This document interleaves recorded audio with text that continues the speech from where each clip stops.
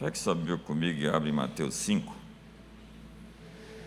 Vendo Jesus as multidões, subiu ao monte como se assentasse, aproximou-se os seus discípulos e ele passou a ensiná-los, dizendo: Bem-aventurados os humildes de espírito, porque deles é o reino dos céus. Bem-aventurados os que choram, porque serão consolados. Bem-aventurados os mansos, porque herdarão a terra. Bem-aventurados os que têm fome e sede de justiça, porque serão fartos. Bem-aventurados os misericordiosos, porque alcançarão misericórdia. Bem-aventurados os limpos de coração, porque verão a Deus. Bem-aventurados os pacificadores, porque serão chamados filhos de Deus. Bem-aventurados os perseguidos por causa da justiça, porque deles é o reino dos céus. Bem-aventurados sois, quando por minha causa vos injuriarem e perseguindo, e mentindo, disserem todo mal contra vós. Regozijai-vos e exultai, porque é grande o vosso galardão nos céus, pois assim perseguiram os profetas que viveram antes de vós. Então, nós estamos no capítulo 5 de Mateus. O sermão vai até o capítulo 7, é o maior sermão das Escrituras, e é usado pelas mais variadas vertentes da sociedade, governos e até mesmo religiões, para falar sobre princípios. O Sermão da Montanha é de fato um resumo de como nós deveríamos viver no mundo. É um estilo de viver. Jesus estava na Galileia, ao norte o Golã, onde fica a Síria, ao sul a Samária mestiça, ao sudoeste as Decápolis, as cidades gregas e depois romanas, Gerasa, Gadara. Jesus estava onde as pessoas passavam. Então ele começou a dizer palavras não antes pensadas, não antes pronunciadas ou verbalizadas. Ninguém imaginou que poderia ser possível falar tantas coisas assim. Quero desafiar você a chegar em casa e ler os capítulos 5, 6 e 7 de Mateus. Era a revolução dos felizes, dos bem-aventurados, dos afortunados, dos macários. Macário é a expressão bem-aventurado. E a tradução mais fiel é felizes. Quantos querem ser felizes aqui hoje? As pessoas estão em busca de felicidade, por vezes elas têm uma prática hedonista de prazer. E o que eu tenho constatado é que todos aqueles que buscam o prazer acabam sofrendo muito. O prazer é resultado de cumprir princípios. E hedonistas normalmente são infantis, gente infantilizada. Moça solteira, não case com um rapaz que quer se divertir todo o tempo. Casamento exige sacrifício. E o sacrifício é abrir mão de um bem para um prazer, uma conquista de longo prazo. Sacrifício vem de uma raiz que quer dizer sacro ofício. É o trabalho sagrado. E casamento é um trabalho sagrado. E dá trabalho ser feliz, porque você vai atropelar o seu ego e você vai fazer o que você não gostaria de fazer. E ao invés de se divertir, você vai se entregar, e com o passar do tempo você vai poder desfrutar das escolhas de qualidade que você fez. Quantos estão comigo aqui hoje? Você quer ser feliz? Então ouça essa mensagem. Bem-aventurados os humildes de espírito. Bem-aventurados não são os orgulhosos, os arrogantes, os soberbos, os pretensiosos. Porque a soberba precede a queda, a ruína, a destruição. Você pode saber onde essa pessoa vai chegar. A princípio pode parecer que ela está vencendo, mas o Salmo 37 diz: passei e vi um ímpio a prosperar no seu caminho, voltei. Ele já não estava mais lá. Dê mais uma volta. Mas essa volta está longa. Dê mais outra volta. E você vai ver o que vai acontecer. Bem-aventurado são os humildes, porque deles é o reino dos céus. Felizes são os que se abaixam, os que se encolhem, porque há muita gente que se estica, tenta parecer maior. Você pode ver todos os dias isso na internet, esse exercício de maquiagem publicitária, onde as pessoas estão tentando mostrar seus músculos, sua força, sua sabedoria. Então, diz a Bíblia que bem-aventurados os que se escondem, os que se recolhem, os que se resumem. Eu lembro de um filme que o fotógrafo estava tentando fotografar um tigre das montanhas, e ele ficou ali por muito tempo, até dias. E ele dizia: eu estou aqui para pegar a imagem desse animal, porque a beleza, a verdadeira beleza, ela se esconde.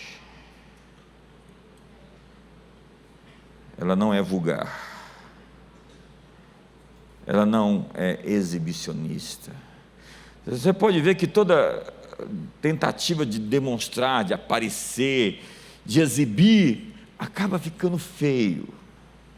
Dê um sorriso para o seu irmão do seu lado e fala: espero que esteja tudo bem com você.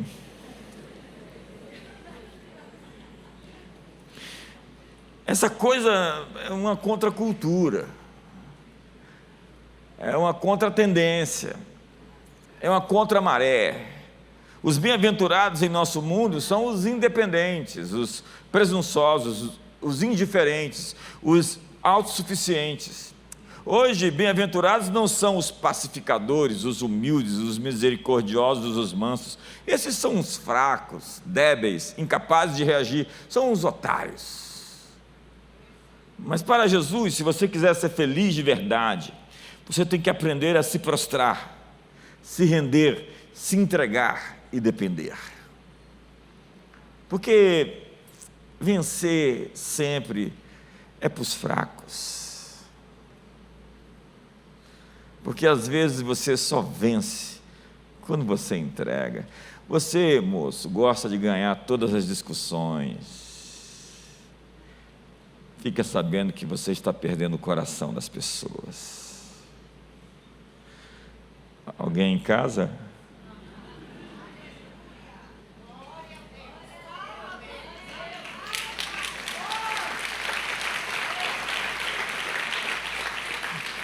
Quem se prostra é porque está de bem consigo. Quem se rende reconhece bem a sua força. Alguém que é mal resolvido não consegue se agachar e servir e atender necessidades, porque ele se sente prostrado, humilhado. Então, como ele vai ainda se prostrar ainda mais?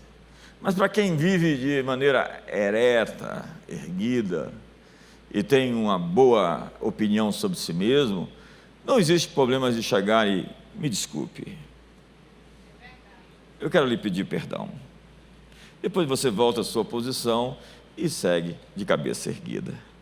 Felizes são os humildes de espírito. Quando você vê um cara orgulhoso, arrogante, você fala: coitado desse infeliz. Ele tenta parecer forte, no fundo, ele tem uma dúvida sobre a sua importância. Todo arrogante é uma pessoa insegura. Você não sabe o que ele passa quando a porta do quarto se fecha e ele se encontra sozinho consigo. Dê um outro sorriso para o irmão do seu lado aí, do outro lado.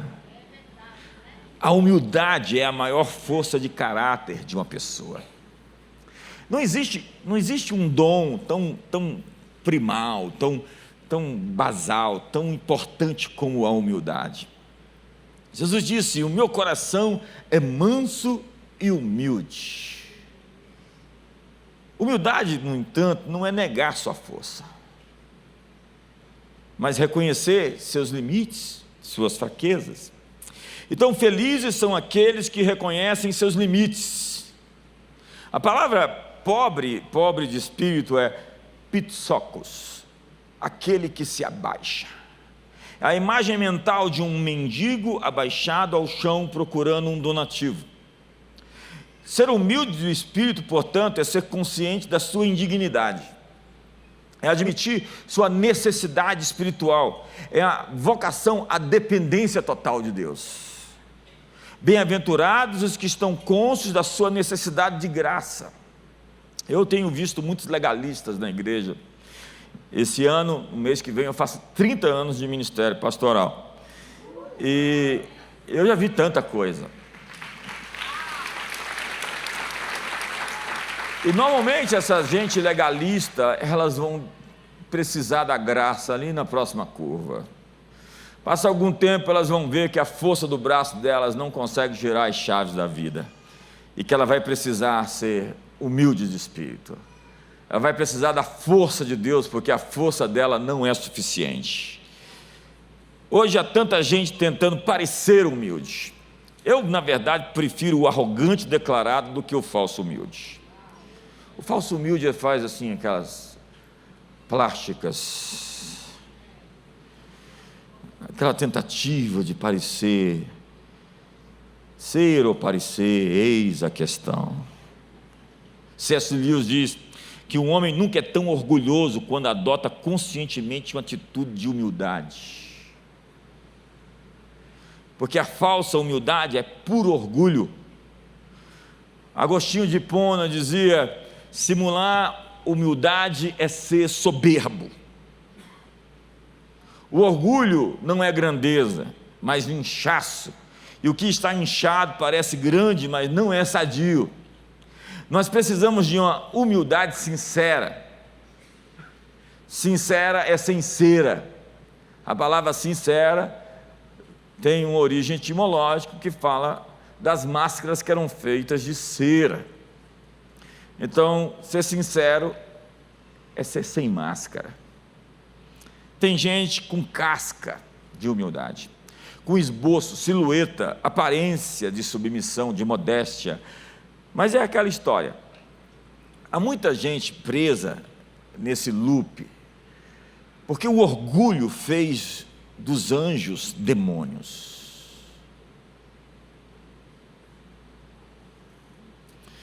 Seu cérebro está fazendo muito barulho hoje.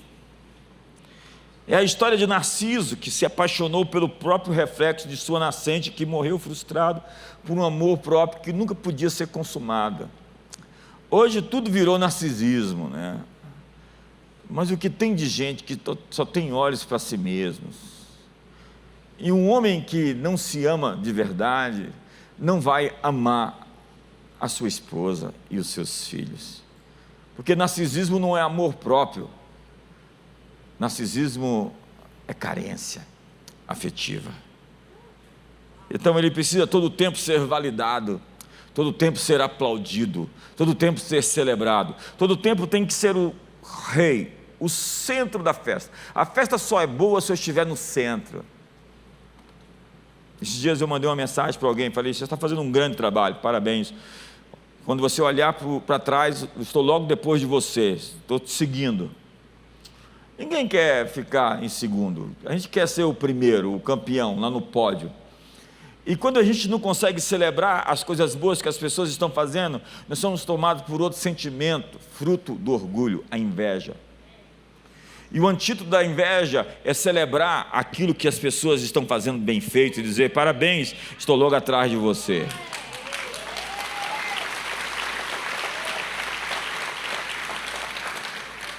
O antídoto da inveja é você bater palmas de verdade para aquilo que está sendo feito bem feito, ao invés de tentar destruir. Porque a inveja não é simplesmente querer aquilo que os outros têm, é querer que os outros percam o que eles têm. A história do gênio, já viu? Vou contar bem rápido. O sujeito chutou uma lata, saiu um gênio, se você hoje fizer um pedido, você vai ser atendido. Mas aquele cara, sabe aquele cara, vai receber o dobro. Como assim? Se você pedir 1.000, ele vai ter 2.000. Se você pedir 1 milhão, ele vai ter 2 milhões. Se você pedir 1 bilhão, ele vai ter 2 bilhões. Seu gênio, fura um olho meu.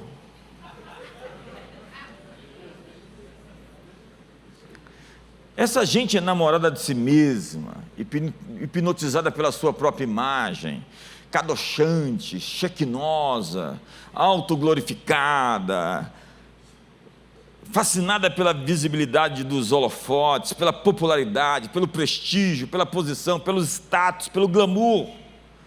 Gente sempre preocupada com a sua própria dignidade. Como é que eu vou aparecer na fita? Uma idolatria pela sua própria reputação e imagem. Ser humilde de espírito é ter uma dependência total. As pessoas mais poderosas que eu conheço são de fato humildes.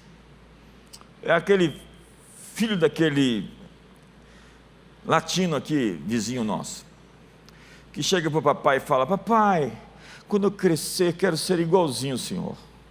Então o papai orgulhoso diz: no que exatamente, meu filho, você gostaria de ser igual a mim? Eu queria ter um filho igual a mim.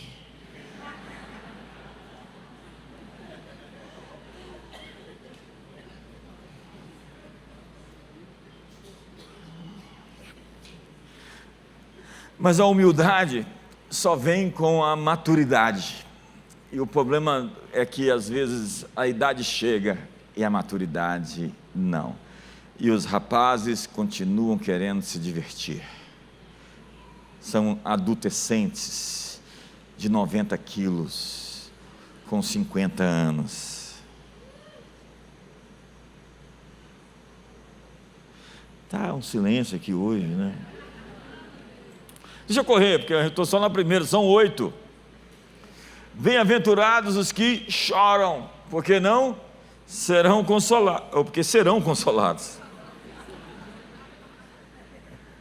Bem-aventurados não são os amargurados, mas os quebrantados. Jesus diz que bem-aventurado é aquele que consegue expressar sua dor sem ser adoecido por ela. Eu conheço muita gente que foi contaminado pela sua experiência, enviesado por ela, e só consegue enxergar a vida a partir daquele problema que ela teve e que não conseguiu superar. Essa pessoa se desabilitou. Ela foi eliminada do jogo, como Esaú, como Absalão. Há tantos personagens bíblicos que mostram como a amargura consegue corromper o coração de alguém, quando você foi cativo do ressentimento e capturado pela ofensa. Alguma coisa não deu certo, então você ficou amargo. E nesse caso, você está doente no coração. Porque há quem se contorça e quem se distorça. E Jesus disse: bem-aventurados os que choram, os que conseguem chorar, porque tem tanta gente pedrada, endurecida, embrutecida, que anestesiou seus nervos existenciais. Sabe aquela pessoa indiferente? Muita gente diz que o contrário do amor não é o ódio, é a indiferença. E o indiferente mata na unha sem sentir. Ele é tão frio, tão calculista, tão psicopata. Tem uma pesquisa que diz que de cada 100 pessoas, um é um psicopata. Como aqui a gente tem perto de 2.000, a gente deve ter 20.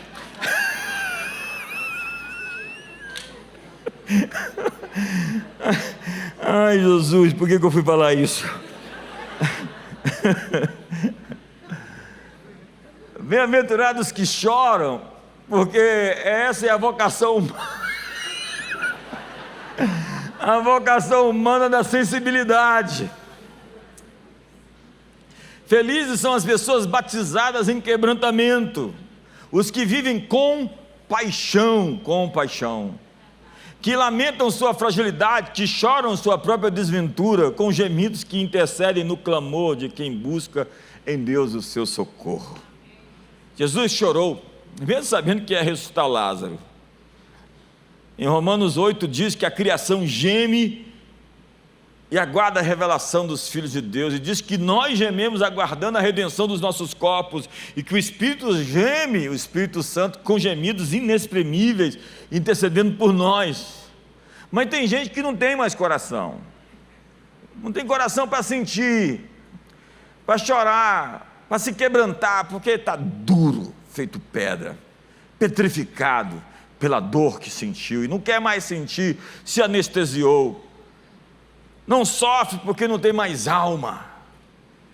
Frieza, indiferença e apatia são sintomas daqueles que se permitiram macular pelo mal.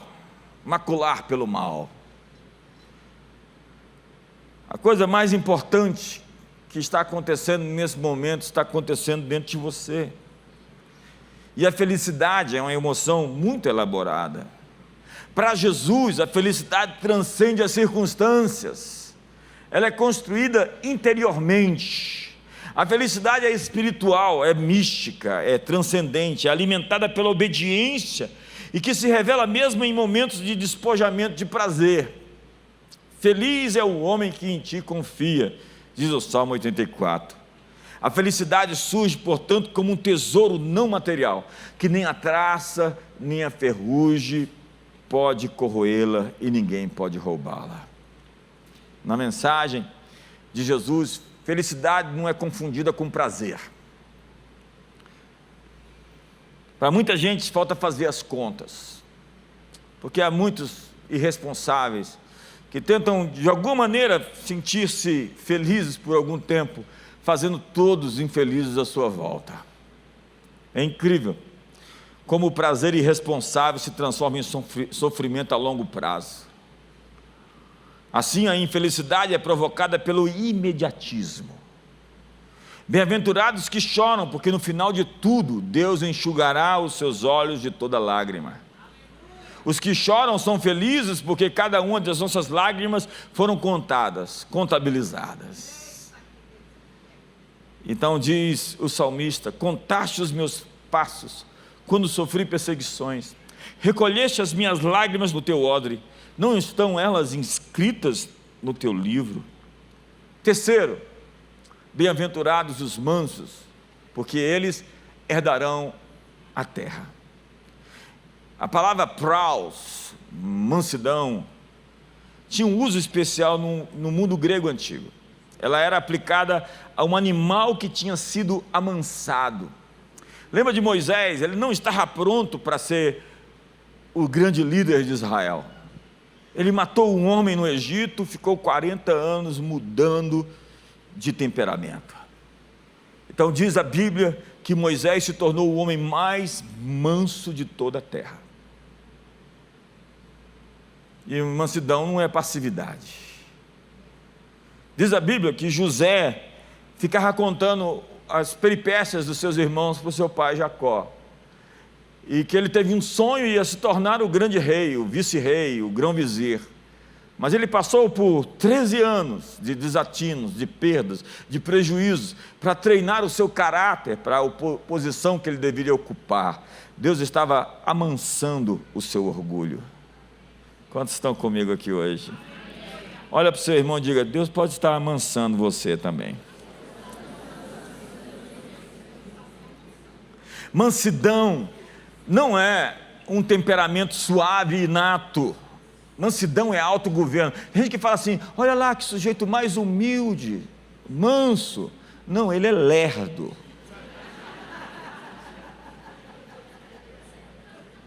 Mansidão é autogoverno, é o que significa a palavra. é força sob controle, é força submetida a Deus, é o produto da escolha de quem vai pelo caminho estreito, podendo ir pelo caminho largo. É Jesus na cruz que disse: eu tenho 72 mil anjos sob o meu comando, eu tenho legiões que eu podia liberar, mas o meu papel aqui é morrer nessa cruz. Eu tenho poder para sair dessa cruz, mas eu vou ficar nela até o fim. Sua maior tentação era descer da cruz e mostrar a sua força aos seus inimigos. Tem gente que tem que sempre mostrar a sua força, tem gente que sempre tem que mostrar a sua beleza, tem gente que tem sempre que mostrar a sua inteligência, tem gente que sempre tem que falar. Eu tenho que falar, eu tenho que mostrar que eu sou sábio, que eu tenho opinião.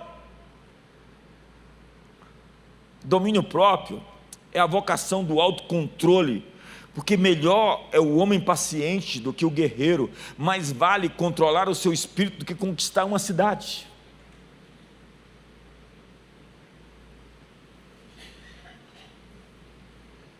Melhor é o que governa o seu espírito do que o que toma uma cidade.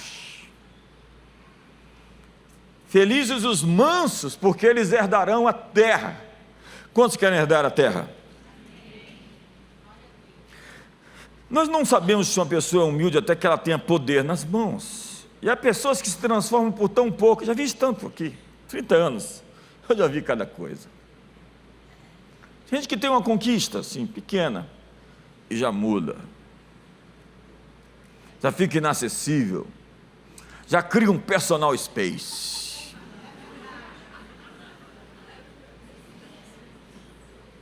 Está entrando demais aqui. Olha a minha privacidade. Privacidade é o Deus desse século, do espírito do tempo, a pós-modernidade. Me mostra alguém que não fica deslumbrado ou impressionado com o poder, e eu lhe mostrarei alguém que está pronto para exercê-lo. Deus não dá um pouquinho de dinheiro, prestígio e poder, às vezes, porque nós nos lambuzamos todo com pouca coisa. Quanto menos apegado às coisas, mais você é apto para tê-las. O manso tem governo sobre a ira.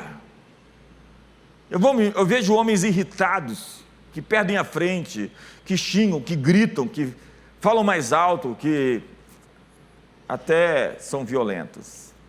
E diz Martin Luther King: retribuir ódio com ódio multiplica o ódio, adicionando mais escuridão à noite já desprovida de estrelas. Diz a Bíblia que a ira não expressa a justiça de Deus, ela só glorifica o ego. Mas o amor encobre uma multidão de pecados. Amem seus inimigos, disse Jesus, para que sejam verdadeiros filhos de vosso Pai. Irai-vos e não pequeis. Foi perguntada à esposa do Billy Graham se ela teve vontade de se divorciar dele. Ela disse: divorciar não, mas matá-lo umas 4 vezes. Diz a Bíblia que o ódio excita contendas, mas o amor cobre todas as transgressões. Diz a Bíblia que o que presto se ira faz loucuras, e o homem de maus desígnios é odiado. Diz a Bíblia: não acompanhes o iracundo, não se associe com um homem que se ira facilmente, nem andes com um homem colérico. Então manda uma mensagem, falou: acabou a amizade. O homem iracundo, diz a Bíblia, tem que sofrer o dano. Tem gente que quer ser melhor do que Deus, melhor do que Deus. Ei, se Tarzan não consegue controlar a sua força, Tarzan tem que ir para a selva, morar com a Chita, porque a Jane não pode ser espancada. Quantos estão comigo aqui hoje?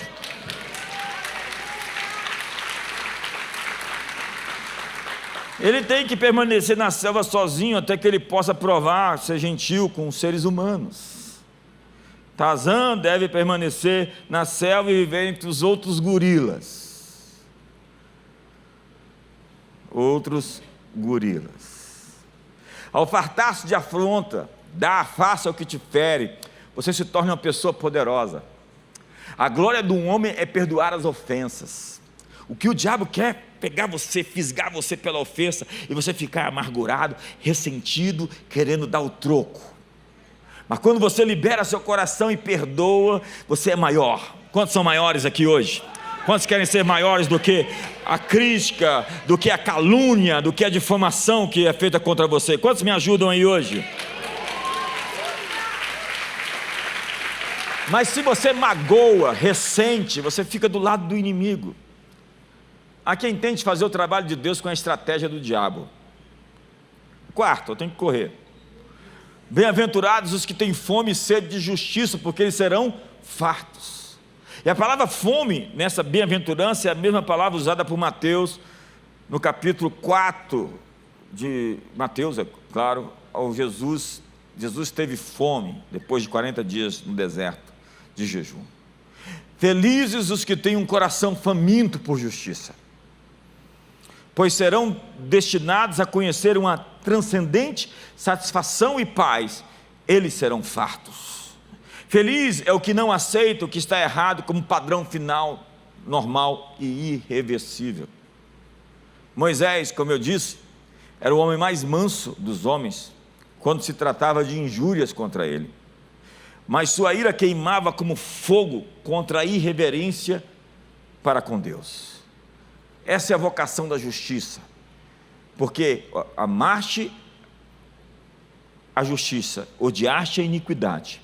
O teu Deus te ungiu com óleo fresco, acima dos seus inimigos. Foi Friedrich Nietzsche que falou sobre o Uberman, Uber de Uber mesmo, que era o Superman, a religião dos fracos. Foi Sêneca que diz que piedade é uma doença mental, induzida pelo espetáculo da miséria alheia. O sábio não sucumbe a doenças mentais dessa espécie.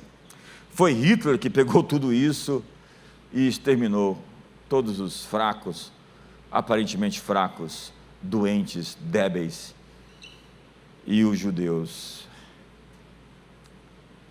Para quem crê assim, então o cristão fiel, honesto, radicalmente fiel à sua família, à sua esposa, é um idiota, é um trouxa, é um otário. Então assim nós temos as novas bem-aventuranças. Nessa lógica, bem-aventurados são os sagazes, pois deles é o reino dos homens. Não anelem pelo reino dos céus, a vida é aqui e agora, e quem não souber se comportar como uma serpente, vai morrer mais cedo. Bem-aventurados os que não desperdiçam lágrimas, só os fracos choram. Esses acabam fragilizados, quem souber suplantar os outros na corrida da vida será um autêntico vencedor. Bem-aventurados então os que desdenham da justiça. Vivemos em um mundo em que a balança enganosa sempre prevalece. Bem-aventurados os implacáveis, aqueles que usam de misericórdia, alimentam o inimigo que depois vai destruí-los. Bem-aventurados os cínicos, que escondem bem os seus defeitos, aqueles que reconhecem seus pecados, os puros de coração viverão nos cantos do eirado. Bem-aventurados os que perseguem, portanto nunca querem estar na posição do perseguido, façam tudo para estar por cima. Bem-aventurado o príncipe, não o profeta, quando ouvirem falar que profetas anunciam o que vocês não gostam, tomem pedras e eliminem quem estorva a felicidade de vocês. Lembrem-se de que os reis governam até ficarem velhos, e não foram poucos os profetas que morreram cedos. Mas todos esses espertos e malandros citados serão, no final, infelizes. Porque felizes são os trouxas que acreditam na justiça, porque eles serão fartos dela. Bem-aventurados, então, os misericordiosos, porque eles alcançarão misericórdia. Eu disse esses dias nas redes sociais, você será medido da forma como você media.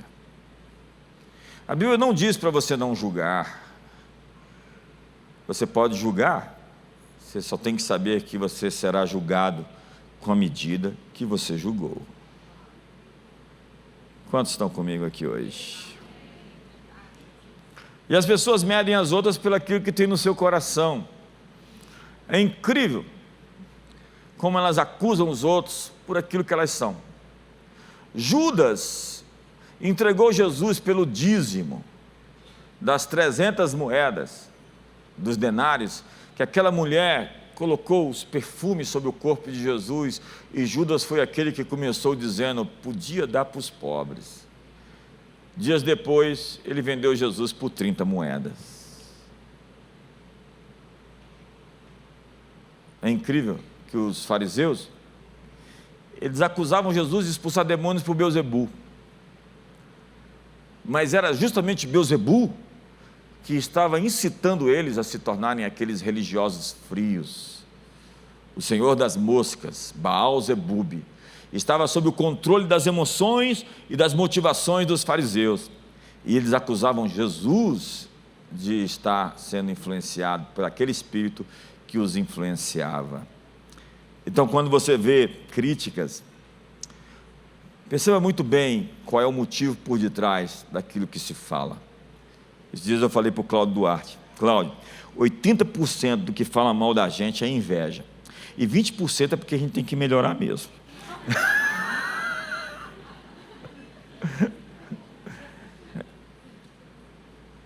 A verdade é que bem-aventurados são os que têm misericórdia, e nós deveríamos tratar os outros como gostaríamos de ser tratados. E há uma diferença enorme de pregar o evangelho aos pobres e pregar um evangelho pobre. O evangelho pobre se identifica com a dor das pessoas, mas não tem poder de livrá-las. Um evangelho pobre ama o pecador, mas não pode transformá-lo num santo. Um evangelho pobre tem compaixão pelos doentes, mas não pode curá-las. Um evangelho pobre ama o céu, mas não pode trazê-lo à terra. Um evangelho pobre abrange humildade, mas resiste a ser exaltado no momento adequado. Um evangelho pobre ama a generosidade, mas não entende o princípio da reciprocidade. O evangelho pobre abraça a cruz, mas resiste à vida de ressurreição que ela fornece para viver intensamente. Felizes os misericordiosos, porque alcançarão misericórdia. E a palavra misericórdia é a capacidade de entrar em outra pessoa até que praticamente podemos ver com os seus olhos. Você não sabe por que uma pessoa age como age até que você calça os sapatos dela, até que você saiba onde ela foi. Pensar então com a sua mente, sentir com o seu coração.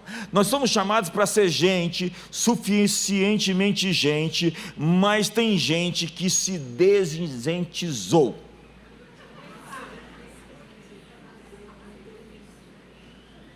O discípulo pede pão, e antes que esse chegue, já considera pão coletivo. O Pai é nosso, o pão é nosso, o reino é nosso, o pão de cada dia é nosso. E nesse caso, a misericórdia triunfa sobre o juízo. Sexto, e eu tenho que correr agora, porque eu tenho ceia ainda, eu tenho que pregar à noite ainda, e tenho que dormir hoje, que eu não dormi direito. Na verdade, já tem uns dias. Quantos pegaram dengue aqui já? Jesus. Alguma virose essa semana? Quantos estão de virose aí do lado do irmão?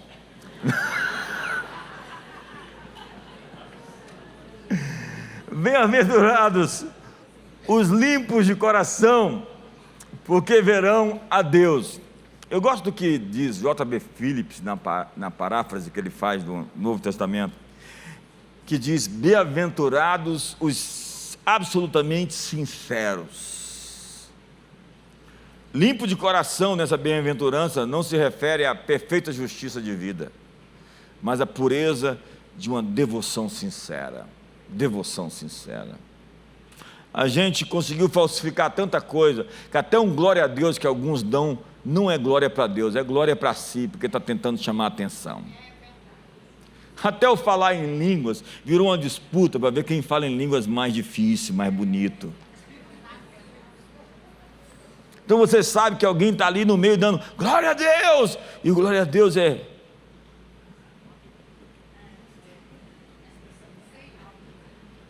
E a gente sabe quando um glória a Deus não é para Deus, porque ao invés de criar um movimento que glorifica a Deus, é uma coisa que atrapalha o culto. Quantos estão comigo aqui hoje? Quantos vão ficar até o fim do culto? Fala para o seu irmão do lado aí, hoje você não escapa, você vai pagar meu almoço. Tiago diz: chegai-vos a Deus e Ele se chegará a vós outros. Purificai as mãos, pecadores, e vós que sois de ânimo dobre, limpai o coração. Davi diz: bem-aventurado o homem cujo espírito não há dolo. É a vocação dos desescamados, ou dos que têm colírio nos olhos para ver. Tem gente muito bloqueada por motivações erradas. E o que a Bíblia diz é que ser puro é ser sem mistura. Sem mistura. A raiz de toda maldade, segundo a Bíblia, procede do coração. E a mensagem aqui é ainda mais radical, porque trata dos pecados e erros quando ainda são apenas sentimentos. Jesus disse o seguinte, que do coração procedem os maus desígnios, homicídios, adultérios, prostituição, falsos testemunhos e blasfêmias. Diz a Bíblia que o coração é enganoso e desesperadamente corrupto, quem o conhecerá? E de tudo que se deve guardar, guarda o teu coração, porque dele procedem as fontes da vida. E Davi disse que as palavras dos meus lábios e o meditar do meu coração sejam agradáveis na tua presença. Então o desafio é conquistar-se por dentro. A grande montanha que você tem que conquistar é a montanha interior. Jesus disse assim: se você tivesse a oportunidade, e não teve, de matar aquela pessoa, mas se você tivesse a oportunidade, você tinha matado, você já é um assassino. Se você tivesse a oportunidade de dormir com aquela mulher, e você não teve foi a oportunidade, mas você queria e você fez o ato no seu coração, você já é um adúltero. Não é um desejo simplesmente da carne, é uma vontade de algo consumado no seu interior. Quantos estão me entendendo aqui hoje? A maior batalha, o maior de todos os conflitos, o Armagedon de cada um de nós acontece no nosso coração. Porque a lei moral considera assassino aquele que mata usando uma arma. A lei do Espírito diz que quem odeia no Espírito é passível de ser considerado réu de juízo. Para Jesus, a consciência interna é mais importante que os mandamentos externos. E a palavra puro, casaros, significa a roupa suja que foi lavada, o trigo que tinha sido separado da palha, um exército do qual se tinha eliminado os soldados descontentes e medrosos, o vinho ou leite que não havia sido adulterado mediante a adição de água, ou o ouro puro sem escória. Ser limpo, portanto, significa ser destituído de hipocrisia. Não ser hipócrita é não ter uma devoção dividida. Como diz o salmista: dispõe-me o coração para temer somente o seu nome. Sétimo, bem-aventurados pacificadores, porque serão chamados filhos de Deus. Quantos querem ser chamados filhos de Deus? Crie pontes, não crie muros. Eu postei também essa semana: 7 coisas Deus odeia, e a 7ª Ele abomina. A 7ª e abominar é duplamente odiar, aquele que coloca um irmão contra o outro. Esse é filho de Satanás. Quantos estão comigo aqui hoje?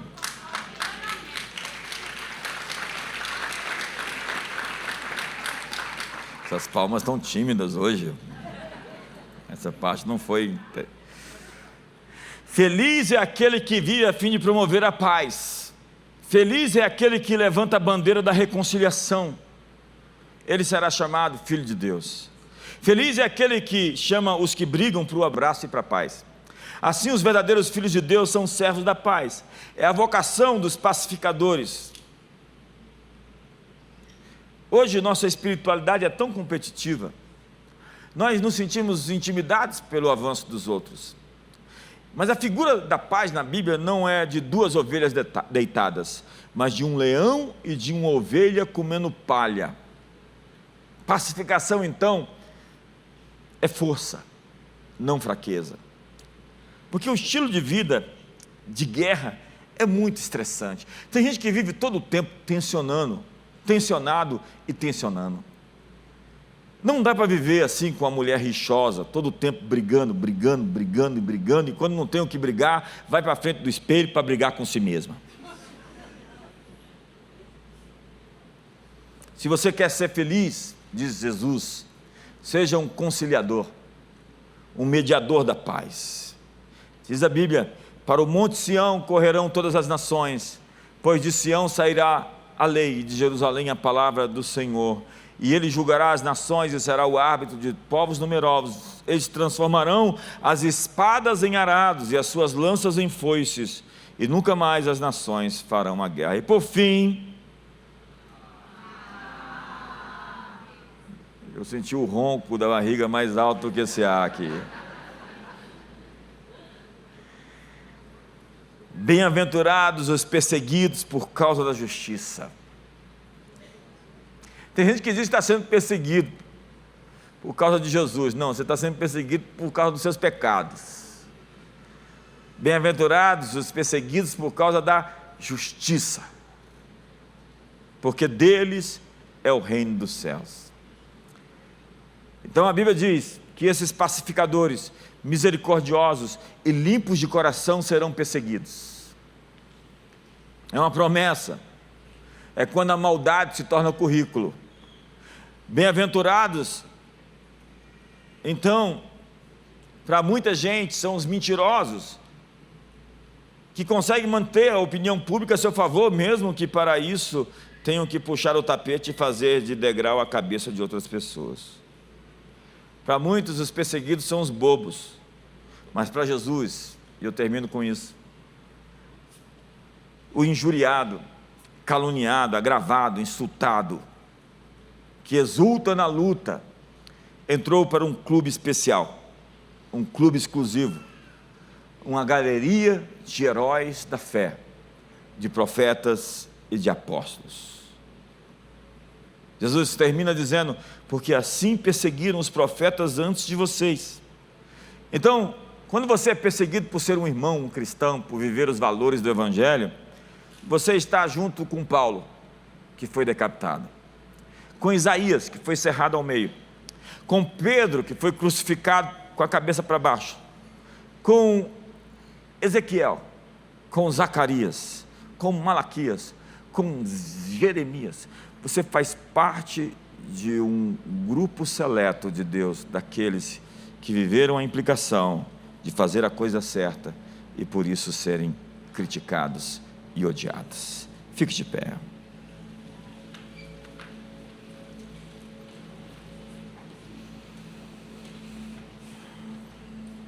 Diz a Bíblia: não se deixe vencer pelo mal, mas vence o mal com o bem. Você sabe o que eu estou vendo?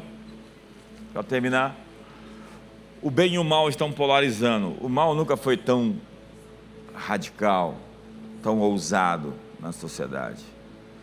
E o bem está se tornando mais sofisticado. Nós vemos uma sociedade que se polariza. E você não consegue vencer o mal sendo mal. Nós precisamos da estratégia certa. O que eu acabei de ler nessas bem-aventuranças é um estilo de viver, sabendo que Deus vai honrar você se você agir por princípios e não por sentimentos.